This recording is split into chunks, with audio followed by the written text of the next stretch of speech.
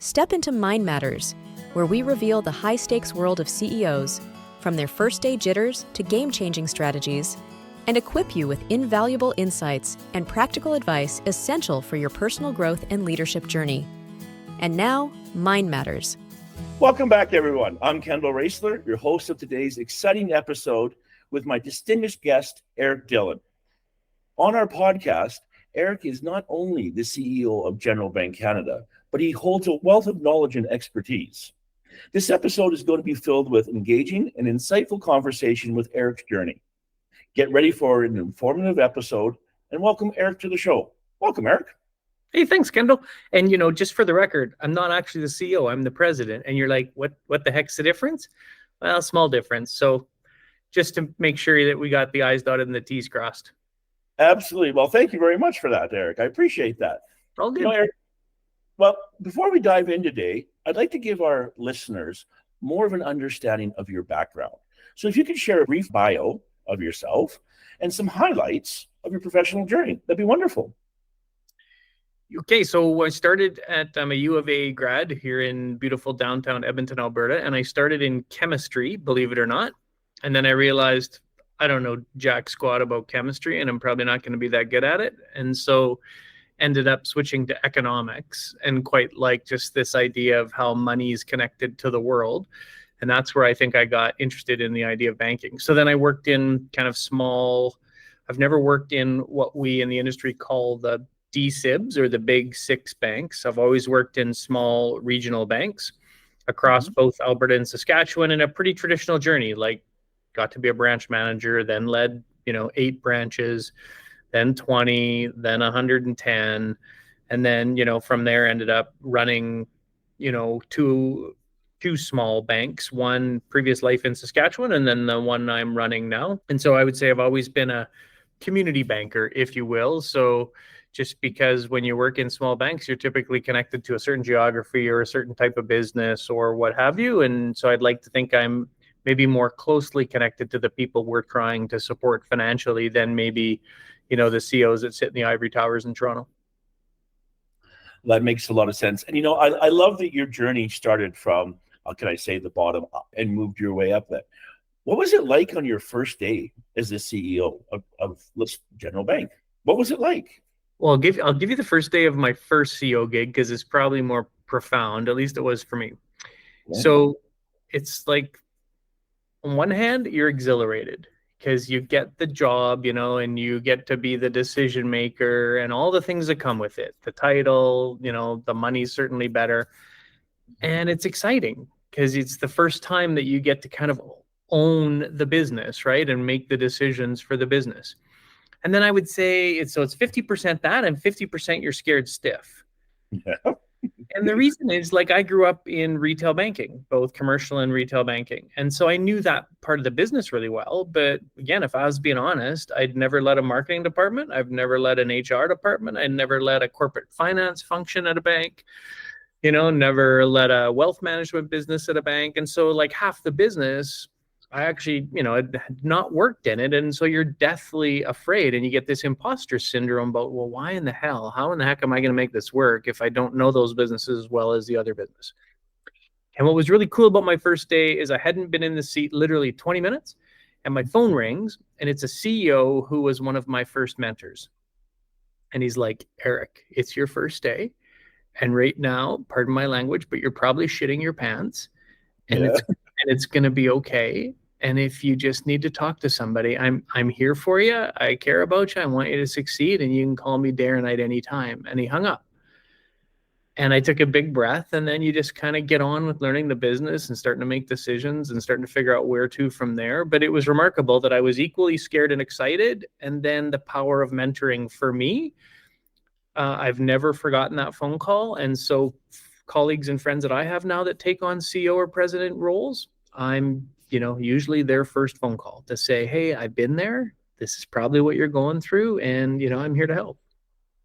You see, Eric, the numbers of CEOs and presidents that I've talked to, they've all have mentors helping them and walking them through. And it is a big part. We all need that support around us.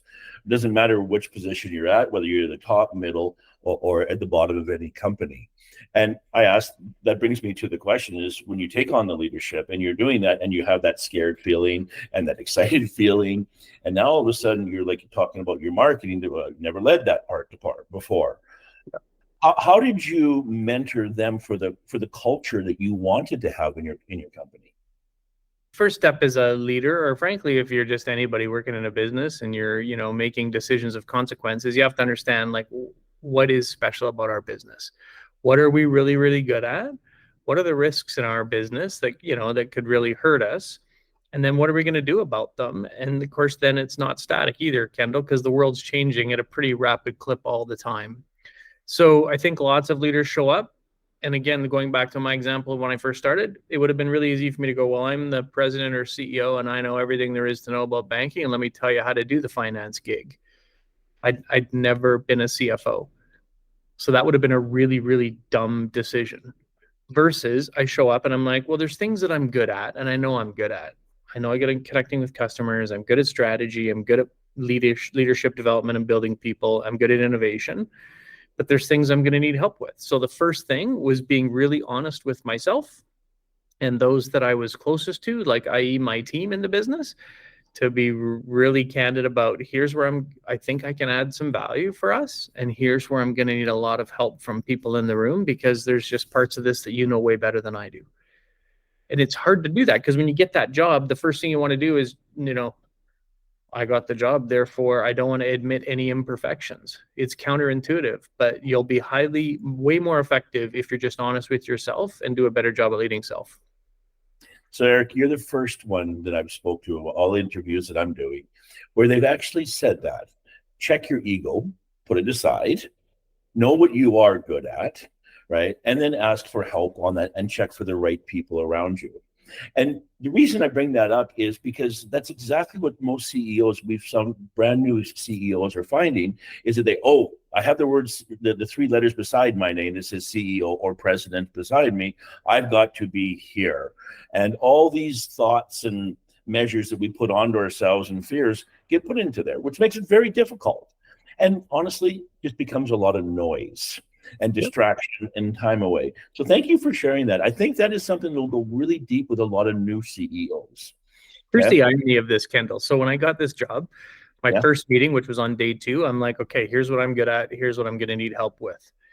Do you think everybody in the room there knew I was a first-time CEO? Do you think they'd all creeped my LinkedIn profile and found out what I used to do and where I came from? I hadn't worked with any of them. Of course they did. Yep. And if I would have showed up and not admitted that, they all know I'm a first-time CEO. And so pretending I'm something else, it's just the most ridiculous thing in the world. So what lessons have you learned along the way that's been instrumental to your leadership journey? The business world, what happens in terms of how people get promoted is they go find, so let's say you're a great mortgage advisor. You're really good at connecting with customers and helping them finance homes. So let's say the manager of the mortgage department, leaves or, gets promoted and that job's vacant. Typically what businesses do is they find the best contributor, the guy that was the best mortgage advisor, and they say, well, guess what? You're going to be the manager of the mortgage department now because you're really good at what you do. Mm-hmm. He's got no training on lead self. He's got no training on lead others. He's got no training on lead enterprises. He was a great contributor, and I'll give you that, but he was not set up to lead. And so the first thing people ought to be thinking about is, what does it mean to lead self? Who am I? What are my hot buttons? What kind of stuff drives me crazy? What relationships work best for me? Which don't? And then manage yourself. And if you get really good at that, then you'll get the privilege of leading others. And if you get really good at that, you'll get the privilege of leading enterprises. But we put people in spots and ask them to lead others when they have jack squat knowledge about how to coach and manage themselves in real time. I agree with that as well. That's a very well-known thing that a lot of salespeople get pushed into management positions, and they're salespeople. That's what they love. That's what turns their buttons. How do you prioritize personal growth and development amongst the rest of your team? What type of things do you do for that? I'll talk about like maybe self-development first. My biggest fear, Kendall, and it's been true, I've been a CEO or a president now for like, I don't know, must be 13 or 14 years. My biggest fear for that whole 13 or 14 years is that I won't keep up.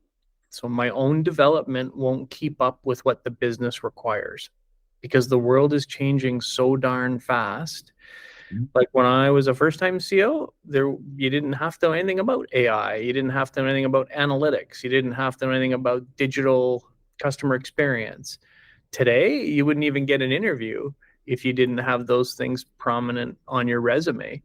And so, like, I've always just checked myself to say, are you committing enough time and space and energy to develop yourself at the same velocity as the industry is changing?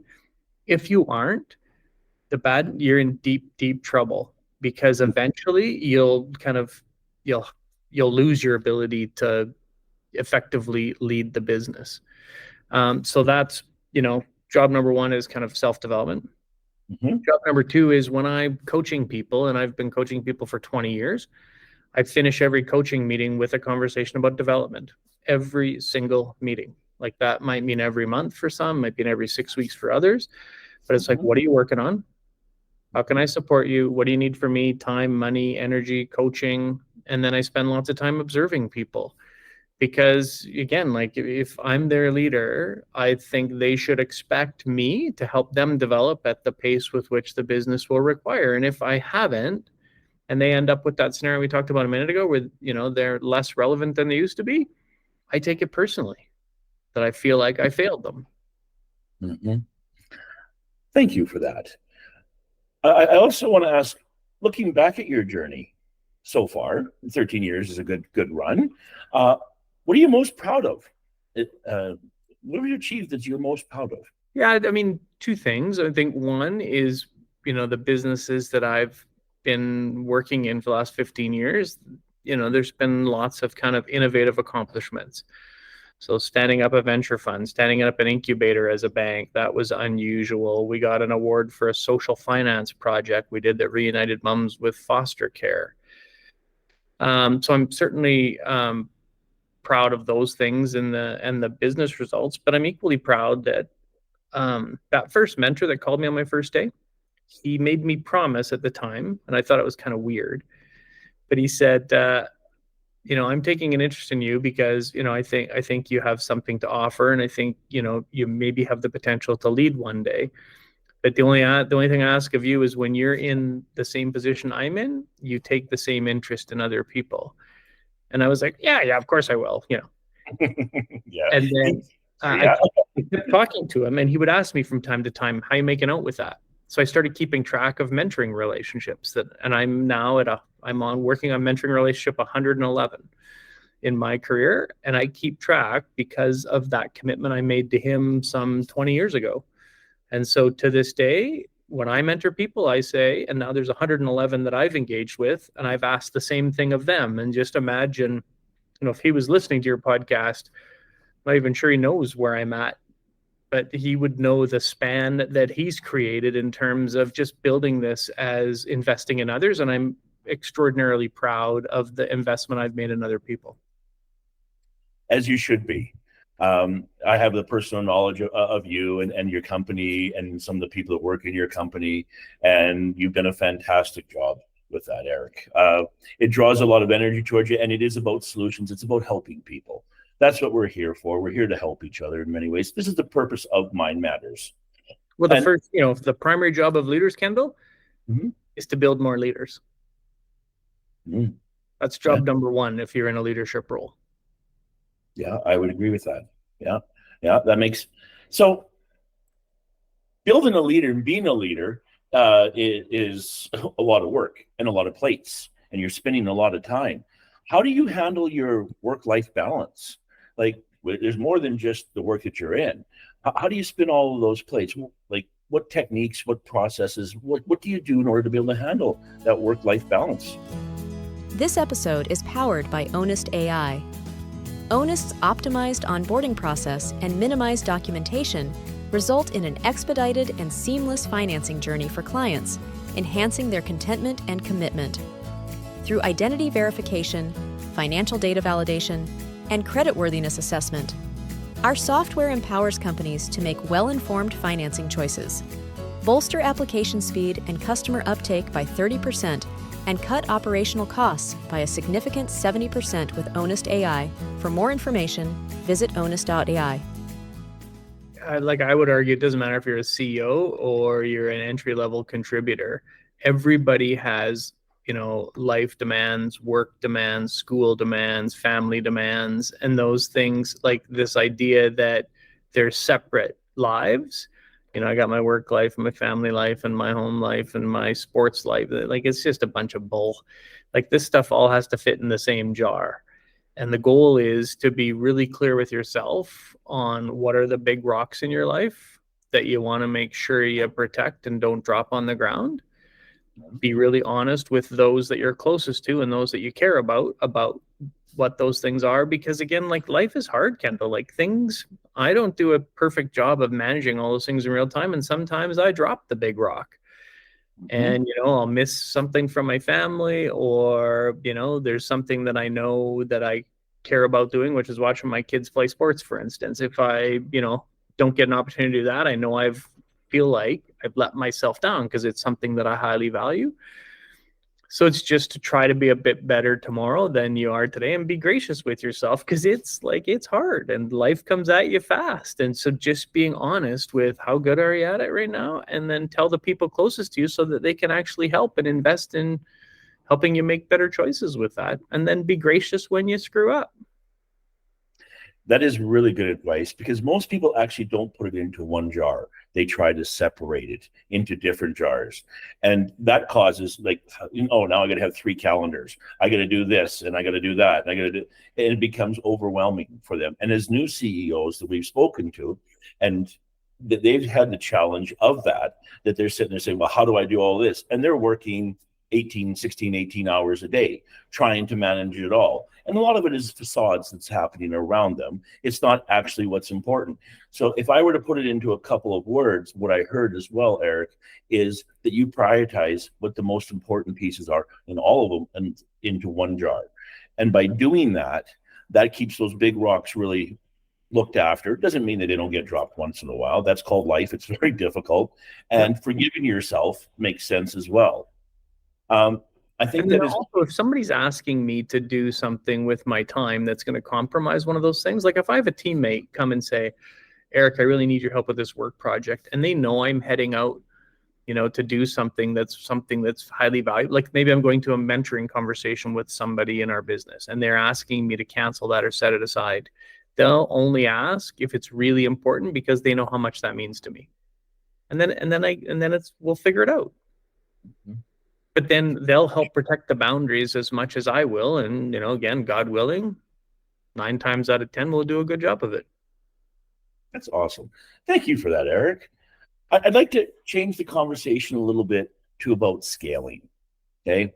Everybody wants to scale. Everybody wants, in the tech world, in the banking world, they want more and more and more usually. Now you got to have your controlled growth and look after all of that. But what strategies have you employed to scale with your organization, whether it's expanding geographically or growing a service or product? Yeah, this is one that maybe I'll have a bit of a contrarian view. I think, growth matters. Our business was up, 20% last year in managing assets, and more than that in financial performance. But the pursuit of growth for growth's sake it's just a treadmill that never stops. And I've seen tons of businesses layer growth on what I would say weak or faulty foundation.